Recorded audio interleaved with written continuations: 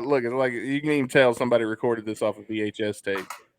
Yeah, look at the staticky stuff. Yeah. So this is Victim by Victim. I love how they put in. It looks like they fucked up and put an N instead of an M. Oh yeah. This is Victim by Victim.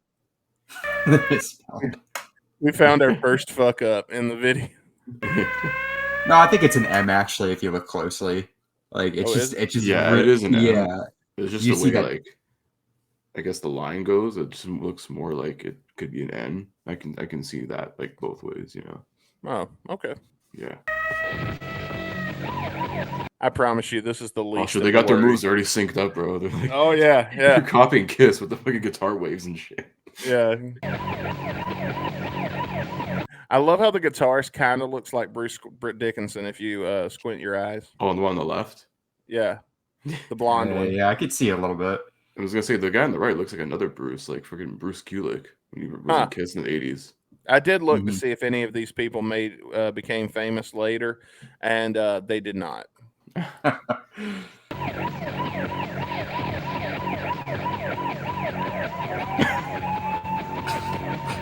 So I think is that siren going to turn off anytime soon? Hopefully. Marky Ramone on drums. I know, right? But I think a lot of what's made this popular on YouTube is the shittiness of it and the cringe. Yeah. Oh my God.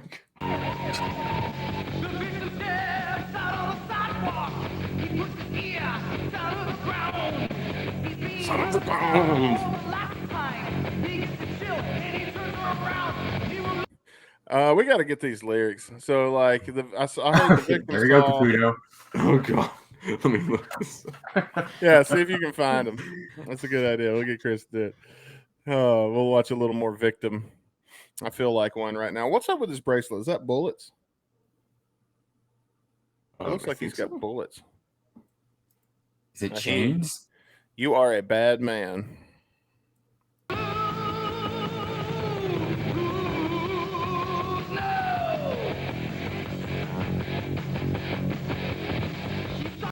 That bass is very pronounced, though. Yeah, it's very high in the mix.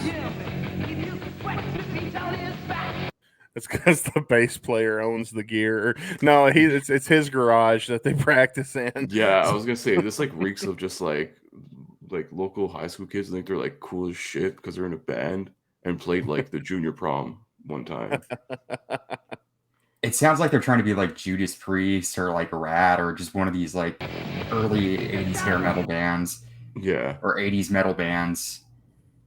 Yeah, they're trying to like bridge. There's like they have like the pop outfits of like, you know, like Van Halen. At least two of the guys here, at least the lead singer, even like the guitarist on the right here, kind of got like their Van Halen outfits going on. They're not like full on, looking like chicks like Poison, but they got like some of the glam inspiration there. But it's like, let's just put a Judas Priest sound on this.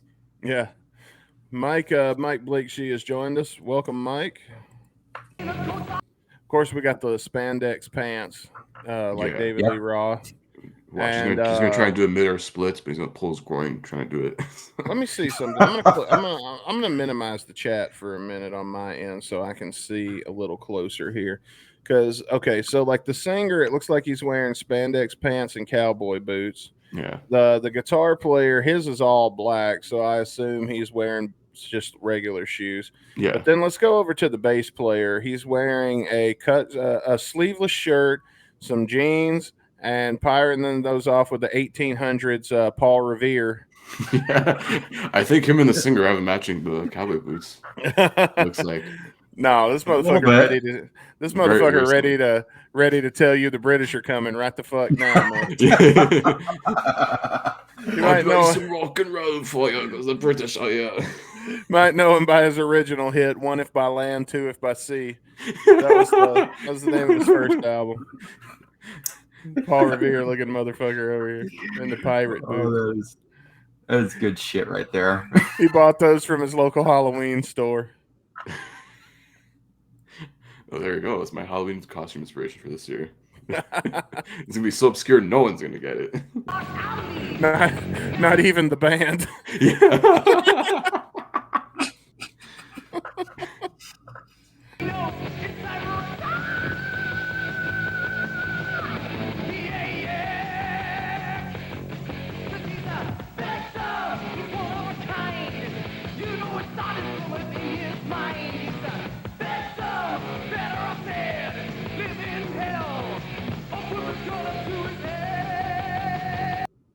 Okay, so the song's about a victim who's a badass? Yeah, I couldn't find any lyrics for this anyways. This is so That's obscure, there okay. are no lyrics. That's okay. I have a feeling we're not mixing it. So he's a victim. He's one of a kind, is what I heard. I'm like, wait a minute. So you're a badass, but you're a victim at the same time? Yeah. Like, Maybe he's talking about the victim, something about a bullet in the head, it seems like. I don't know. It's just like 80s edgelord shipwrecks for metal. So we got to talk about, the devil and like, I don't know, Flash the Blade or something. Mason says, is that a Ben Stiller wig? Yeah, it's What's Ben up with Stiller that? trying to rock his blue steel. Yeah, not to cut you guys off, but what's with that mic? What is that? I think it's like those old like 80s mics. It has like the wireless receiver looks like on the end. That's my prediction. I don't know because I don't know. I think the technology then I guess for like live music and entertainment was a lot different. To me, it looks like one of those like the old like early wireless technology where you have to have like a receiver on one end and have something plugged in on the other end for it to have like that sort of like IR signal, I guess, or something. That's my guess. I'm not too sure exactly. It's not even someone in the chat can help us out with that. Yeah, if anybody out there's an electronics geek and want to tell us about it, by all means. If you're a roadie for some cool band in the 80s, let us know. If you're somebody out there that just knows all about microphones and you've always wanted to work that into the conversation here at Guns and Radio, now's your time to shine. I mean, we do know one person, but she lives all the way in Australia. She knows a lot about microphones. Who's that? The lady who got hit by Axel. Oh. Microphone. Wait, who? The microphone lady that Axel hit with the mic. Oh yeah, you weren't here originally. Okay, so early in the episode, we were talking about getting a trifecta of people that got beat up at Guns N' Roses. So we've already had Rick Dunsford. I'm working on Stump, and then it's like, who can the third one be? And I said the microphone lady. Security guards back in the day. Oh yeah. Yeah, that Axel. I think there was one show during the Use Your Illusion tour where somebody threw a hat to Axel, and he put it on for a little bit. He threw it back, and then I guess the security guard tackled the fan, and then Axel just jumped into the crowd because I don't know. I guess the crowd or the security guard was roughing up the fans. Yeah, like Axel's done that a couple of times. I remember there was a clip from like the 06 or 07 tour where he like literally stopped the song and he's like, "Yo, this guy's having a good time." Security, like, what the fuck? Get these guys out of here. Yeah. See, that's warranted. That's one of those moments where Axel's in the right. Like, I know Axel gets shit for stopping shows, but there are times when it's appropriate. Well, nowadays he brings his own security because Gio was right in front of me all night long. Now it could have been. No, it could have been that all those pictures Rick was sending was from my angle about to where I was at. Or it could have been, the more likely scenario, the guy was just doing his job. Probably. Yeah. He's trying to get us a whiff of Dunsford in the arena over there. Yeah. Protecting Beta. Yeah. From the dangerous threat of Rick. Yeah. You won't get away again. You will rue the day. I love him, but I wouldn't exactly call him dangerous. Annoying, not dangerous. No.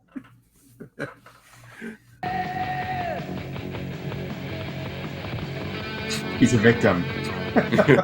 Okay, now I don't know how to play guitar, but I don't think where his hands are is where these sounds come from.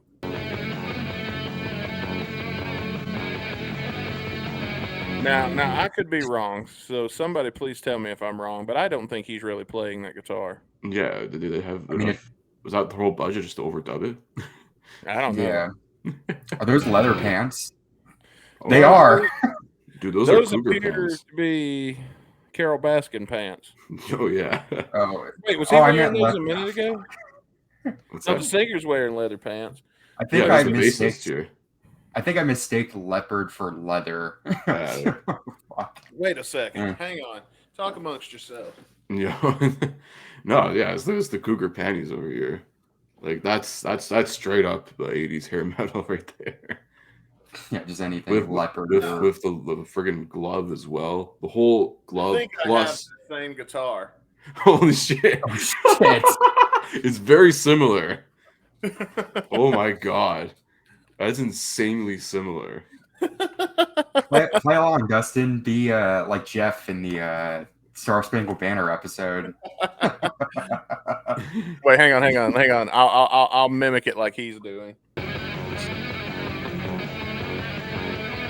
Slap the biz. I don't think that's where those sounds come from. That's weird. A solo that far up the fret when you play blues. Yeah, now watch this, because here's the part that really it does look like Bruce Dickinson. Oh, it looks like Bruce Dickinson mixed with David Bowie a little bit. Just that face right there is a little Bowie. All right, Frost, it's time we tell you the truth. This is your real dad. Yeah, I think so. Holy shit. Yeah, a little bit. Mason, this is your life at 40, bro. I don't know. I would hope Mason could play. Now watch this series, because as he moves his hands higher up the fret, you know, the sound's supposed to get lower, right? But it gets higher. Oh yeah, he heard us. All right, now watch, and you'll see. Because now somebody out there is a guitar player and knows for sure. Please tell me if I'm wrong. But here in a minute. Now just watch it. Oh yeah, that's totally mine. You know what I mean? That's totally what I fucking mean? mine, Like, bro. That's like he TV should shows be where they mime some dude shredding. Like that's he should totally be going bullshit. down the fret, not up it. Yeah. You know? I'm just saying.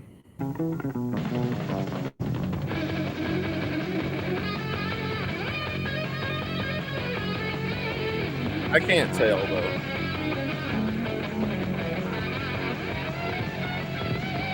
No, his fingers are moving too fast for that shit. I don't know. So maybe if somebody out there is watching and does play guitar well enough to correct me, tell me I'm right. I don't know if I'm right or if I'm wrong. So, because I don't play well enough. That was for me. What the fuck has happened? Are the Wright brothers trying to fly an airplane outside somewhere? Yeah. Helicopter just crashed into your house, bro. Do you need to take care of that real quick? No, we saved the helicopter landings for a season finale, man. Come on. This is probably some jackass with their motorcycle. Oh, okay.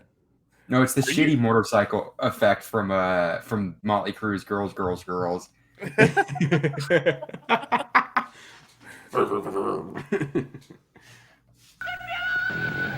What do you think the victim should do? Go the fuck away. That's what the victim's the victim. They're either dead or severely traumatized. Oh, I thought he was talking about the band. My bad. Oh, the band, yeah, should just keep sticking to backyard parties and the odd bar mitzvah. Victim is available for children's birthday parties. Living whole, living pain. It's too late now, cause he's insane. So now the victim is insane. I guess he started a band. Yeah. Also, this guy's like falsetto pitches are like insane. It's like this guy like traveled further in time just to hear Michael Starr hit those kind of notes, and he like went back in time. He's like, I got to do the same thing. I'm noticing the boxes and the trash and stuff in the background. Yeah. Behind the guitar player. Like, dude, you couldn't clean out your garage a little better before you filmed this music. Yeah. And it's like you have two of the same sirens. Like, really? Why does it look like the entrance ramp at like the old ECW shows in the late 90s? Because it's production quality. Yeah. Mike says, Bailey, hit that like button, bro.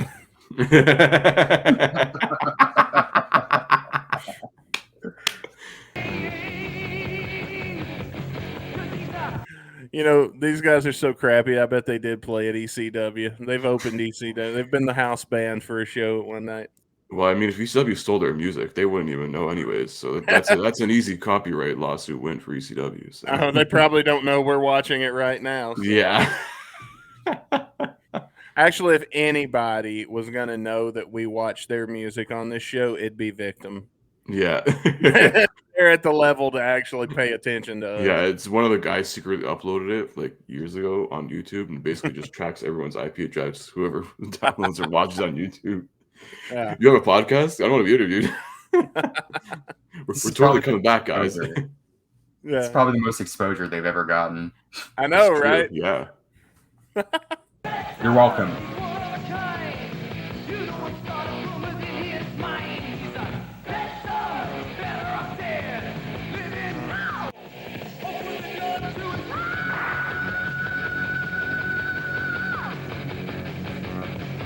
Oh man. Like the longer you watch, the worse it gets.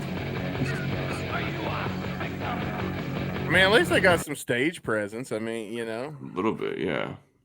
But they're not just standing there, you know. Not, I mean, within the confines of the fact that there's probably a wall extremely close to each of them, so they probably don't have a choice. It's like one square room.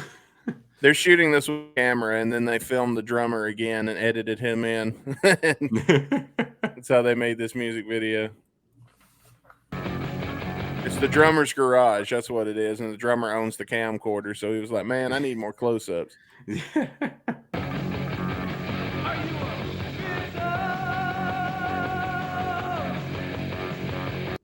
So is that what they're trying to call their fans or something? The victims? Yeah, that's an interesting fan club. Well, I mean, it's pretty accurate if you're a fan of Victim. Yeah. You are the victim. Yeah. The victim army. Yeah. Be a victimite. Oh, the Victim army sounds pretty harsh. It's like you're sending them into their death. I think the Japanese used to do that in the 1940s. All the smoke in that place is their cigs. Yeah, they get pretty the much smoke machine. Or their crack pipes. I don't know if they're smoking crack. I mean, dry eyes. I think if they were smoking crack, they'd have a better music video. They would have been playing Rick James covers, probably. They're smoking crack.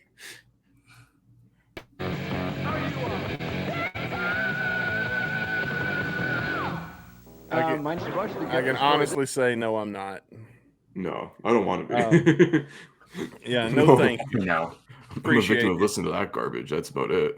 All right, so I did find a little bit out about the band Victim.